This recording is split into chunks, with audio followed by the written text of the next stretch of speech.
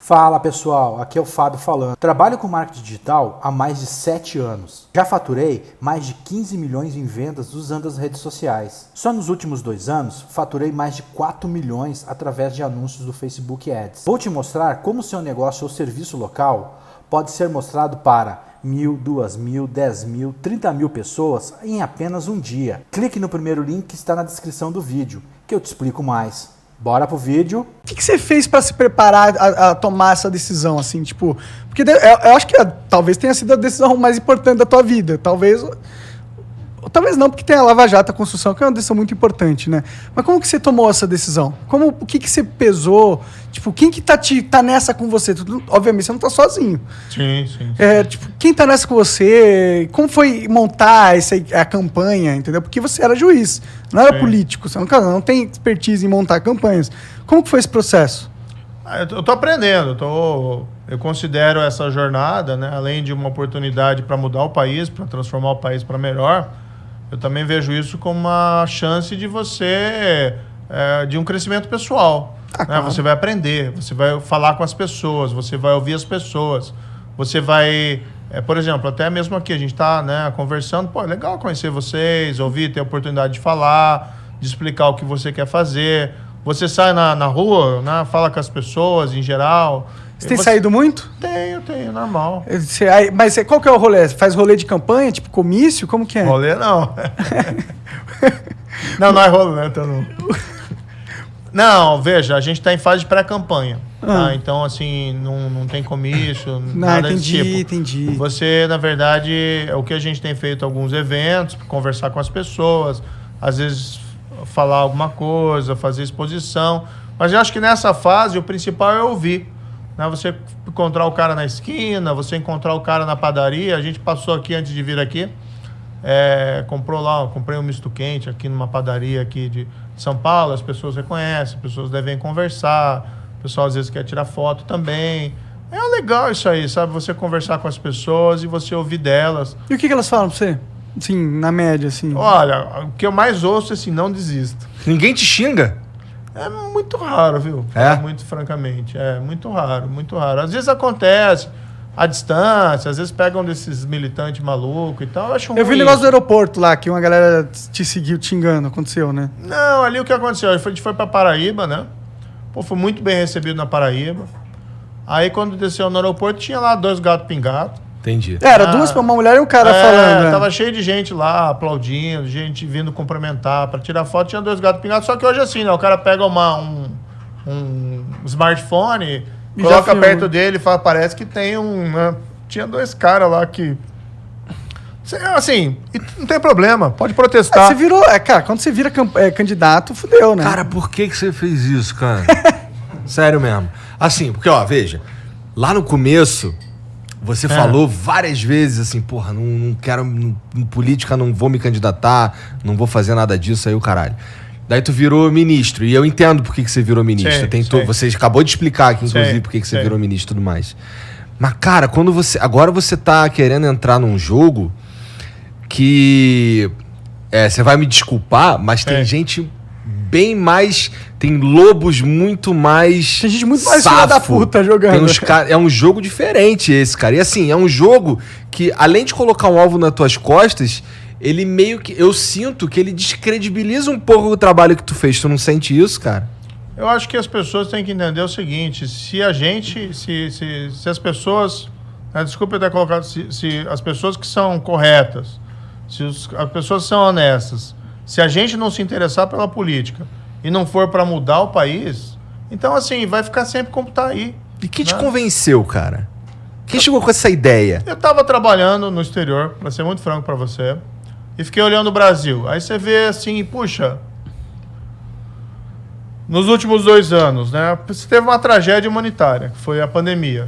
Mais de 620 mil vítimas brasileiras, no mundo inteiro, né, uma tragédia, mas aqui no Brasil, 620 mil vítimas. Você vai ficando triste com isso. Você vai vendo as pessoas com dificuldades econômicas, o desemprego está aí, quase 13 milhões de pessoas, sem falar quem está subempregado, com dificuldade. Esse negócio de fila do osso. Começaram a aparecer aquelas notícias de novo de gente caçando lá no sertão lagarto para comer. Então, as coisas assim, tristes. Do outro lado, né, você vê essas decisões lá de Supremo, principalmente, parte do Supremo. Eu respeito o Supremo, acho que tem bons ministros lá. Tem outros que eu tenho uma opinião mais negativa, bem negativa. Tá? Mas tem gente boa lá, o presidente atual do Supremo, o Luiz Fux, é um cara bom. Tu não pode malhar o Supremo ou tu pode ainda. Porque daqui a pouco, vamos dizer que tu se torne presidente, tu não pode mais malhar o Supremo, né? Qual que foi a minha opinião? Eu nunca trago isso pro lado pessoal, entendeu? Então, o que aconteceu? Eu fiquei indignado quando tiveram essas anulações. Então, anula, quiser dizer lá que o cara foi condenado injustamente, porque ele é inocente, tá? Quiser anular a decisão, reformar a decisão, dizendo assim, o cara é inocente, né? Você errou. O que eles fazem? Porque eles sabem que não é isso. Aí, não podia ter julgado lá em Curitiba, tinha que ter julgado em Brasília. Ou inventam aquela fantasia, ele foi perseguido. Né? Ninguém foi perseguido. Né? Se a gente lembrar as audiências, o que aconteceu, né? O Lula nunca teve prisão. Quem decretou a prisão do Lula foi o tribunal em Porto Alegre, que eu cumpri. Porque era o certo a fazer. O tribunal decretou para ele começar a cumprir a pena. Você não tem perseguição nenhuma, entendeu? Nunca ouvi um A de mim contra o Lula naquela época. Agora é diferente. Entendeu? Então eu fiquei lá fora vendo isso, né? Pandemia, gente morrendo. Economia, gente sofrendo, tá? E essa polarização, que aí não sei qual é a opinião de vocês, eu acho que essa polarização nos deixa imbecilizados. A gente não consegue dialogar e discutir as questões racionais. E quando você tem que chegar alguém e diz lá, gente, vamos se acalmar. O teu vizinho não é teu inimigo. O cara que você encontra no clube, porque ele gosta do fulano X ou do Y, não é o teu inimigo. Se você quer ter inimigo, vai pro futebol. E olhe lá, né? Não é inimigo ali, é adversário, né? Mas mesmo assim você não cultiva o ódio. Mas o que você vê? Você vê os dois líderes desses extremos, o Lula e o Bolsonaro, fomentando o ódio. Nós contra eles. É porque eles meio que precisam um do outro, precisam do outro. Eu tava lá no exterior, vendo tudo isso, e fiquei esperando. Durante 2020 e 2021, vai aparecer alguém que consiga arrebentar essa polarização, quebrar essa polarização, para a gente ouvir proposta, projeto, e ouvir fundamentalmente, que eu acho que é importante, a verdade. Vai ter alguém para falar a verdade em 2022? Pô, não apareceu, Igor. Não apareceu ninguém.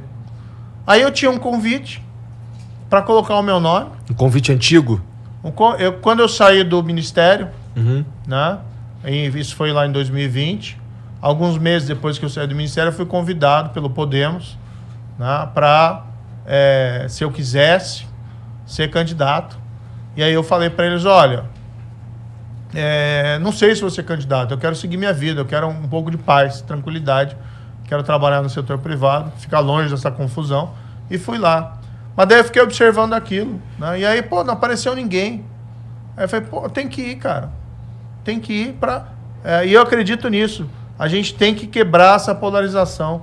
Isso não é um trabalho para mim, não é um trabalho para o Podemos, não é um trabalho só para os partidos políticos. Tem que ser um trabalho nosso, de todo mundo. Não é o país que interessa. Sim, a gente tenta quebrar essa polarização, trazendo todos os lados para conversar. Meio que a nossa solução para essa coisa toda, mas eu concordo muito que é um dos maiores problemas do Brasil. Mas, ao mesmo tempo, a polarização é direita e esquerda, certo? Vamos dizer assim. Sim. Eu não posso estar errado, mas te associam mais à direita do que à esquerda, vai. Como que você vai pegar esse público de esquerda e convencer... na eleição, acho que você não acho que não consiga. Não, eu acho que tem os caras que estão fechados com o PT e acabou. Tem os caras que estão fechados com o Bolsonaro e acabou. E eu acho que tem aí talvez mais de 1/3 da população brasileira que, não tenho certeza de muita coisa, tudo mais. Eu acho que a gente tá vivendo esse cenário, na verdade. Como que você capta a esquerda? Como que você pega um eleitor de esquerda pra confiar na tua campanha que vai ser positivo pra ele e os seus ideais de alguma forma? Esse negócio de esquerda e direita hoje tá um pouco confuso, tá? O que eu acho assim? Você tem que pegar o melhor que tem na direita e o melhor que tem na esquerda. E você construir ali projeto e colocar para as pessoas. Eu quero fazer isso, entendeu? Então, por exemplo, uma das coisas que a gente tá falando, vamos fazer uma força-tarefa nacional de erradicação da pobreza. Como é que você elimina a pobreza? Vamos ser bastante sinceros. Emprego, tem que crescer a economia, voltar a crescer, tá? E você tem que ter política pública, por exemplo, de educação de qualidade. É assim que você prepara as pessoas para o futuro. Sim, mas você resolve a pobreza a longo prazo, né? Não a Exatamente curto isso que eu estou falando, tá? Aí, bem, existe um problema a curto prazo, que você tem que resolver. Não pode dizer para as pessoas, eu vou aliviar a sua situação daqui a 5, 6 anos. Então, qual que é a ideia? A gente cria uma força-tarefa nacional de erradicação da pobreza, que a ideia é mais ou menos criar uma agência lá em Brasília, para coordenar os esforços nacionais contra a pobreza. Usar aqueles programas de transferência de renda, assim, Auxílio Brasil, Bolsa Escola, Bolsa Família, mas pegar essas políticas públicas, saúde, educação e emprego, e focar naquelas pessoas que mais precisam. Tá? Porque o grande ponto é identificar quem são os mais necessitados, tá? E você identificar o que faz com que essa pessoa não consiga escapar da armadilha da pobreza. É a falta, às vezes, de um emprego, às vezes é uma falta de oportunidade de um treinamento profissional que pode fazer com que a pessoa possa obter uma chance na vida. Às vezes é um tratamento de saúde, a pessoa está incapacitada por algum motivo. E você já tem essas políticas públicas por aí. Só que às vezes elas não chegam nas pessoas que mais precisam. Então a ideia de criar esse grupo, essa força, claro, é uma expressão, né? Força-tarefa. Mas é aquela ideia de ter uma missão. Não vai ser uma força-tarefa como da Lava Jato, que é um grupo de procuradores, evidentemente. Mas a gente pegar o que você tem melhor na administração pública brasileira, na educação, na saúde, na assistência social, e botar esses caras juntos. Pensando juntos como você gera soluções de curto prazo e como você faz com que essas soluções cheguem a quem mais precisa. Entendeu? Mas você tem algum exemplo de alguma ideia mais concreta, assim, que você gosta? Que você viu algum exemplo? Essa ideia é bem concreta. Não é concreta, a sua ideia é criar um grupo para enxergar na solução. Não. Na verdade, assim, é o grupo para você pegar essas políticas que já existem, tá? E você levar para aquelas pessoas que mais precisam. Porque o que acontece? É expandir o que já tem, a sua ideia. Expandir não, você fazer com que essas políticas que já existam cheguem àqueles que mais precisam. Você focar. Uma espécie de expansão das políticas. É mais focalização, vamos dizer, porque as políticas já existem. O que acontece, assim, muitas vezes a pobreza gera aquilo que a gente chama da invisibilidade. O cara fica fora do sistema. Ele Sim. não consegue, ele não tem RG, não tem nada, ele não tem CPF, não tem ninguém energia. sabe onde ele está. Agora, se você for lá na comunidade, né, se você for nas comunidades pobres, todo mundo sabe quem que é o cara que mais está necessitado. E às vezes você tem o governo, não consegue chegar lá, porque não tem um sistema que funciona, porque não tem alguém que está olhando. Então, exatamente qual que é a ideia? Você criar um grupo específico que tem uma missão. Ó. Tua missão é reduzir a pobreza. Aí você pega aqueles caras que mais precisam, você vai lá e vê qual que é o problema daquela família. O pai não tem emprego, mas ele pode conseguir se ele tiver um treinamento profissional específico. Então você vai pegar aquele cara e vai providenciar um treinamento profissional específico e encaminhar ele para o emprego ali. Tá? Focar no que mais precisa. Uma parada mais personalizada, de caso a caso. Em vez de uma política pública que trata todo mundo igual, trata todo mundo como é. Não, você tem que ter a política universal. A educação pública, por exemplo. Quem quer colocar o filho na educação pública tem que ter essa oportunidade. Claro. Eu estudei em escola pública, por exemplo. Sim. Estudei também em escola privada, mas estudei em escola pública. Você tem que ter escola pública de qualidade. Para todo mundo que Lá em queira. Curitiba tem uma escola pública foda, né? Tem. As filhas do Igor faziam. Minhas filhas fizeram lá. Fizeram lá? Minhas filhas estudaram lá. Eu morei lá 4 anos. Foi? E elas estudaram lá durante esse período aí. Porra, eu ficava impressionado com a escola pública lá. Que a minha filha mais velha estudava lá em Santa Felicidade. E, porra, ela tinha aula de tênis. Era algo que me impressionava. Legal. Aí eu ficava, caralho, o CME é foda. Não, essa é a questão. Você tem escolas públicas de grande qualidade, mas você precisa, assim, vamos dizer, tem algumas que têm uma qualidade muito ruim.